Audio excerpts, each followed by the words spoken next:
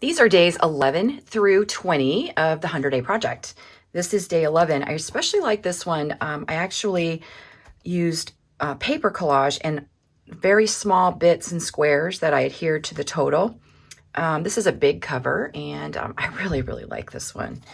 And I did the same thing for this day. Mostly I just took pieces and just collaged them together. More of a, kind of like a patchwork quilt is kind of what I think about.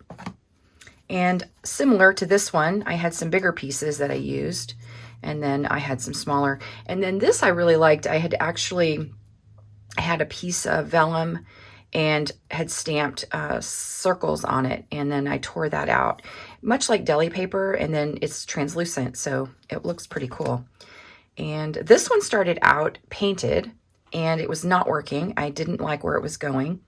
And I think there's a small piece of it here and a little bit peeking through there, and then the rest of it is paper. And then just some marks on it. I really wasn't liking the way that was turning out, so I shifted and went a different direction. I really love this one. Some doodle flowers and some paper collage on this one and some marks. And then this one kind of reminds me of windows, and then maybe like the idea of floral boxes, window boxes below them. I don't know why, I just really like this one too. This one was sort of an upcycle from some others that I had made, and I just kind of tore the pieces out and then reuse them. Sometimes I'll do that with things I create, and then I'll go back to them later and think, I could change that and make that better. Here's one that was also a larger piece of paper that I had painted, and then I added a painted black and white to give it some contrast. I really liked that too.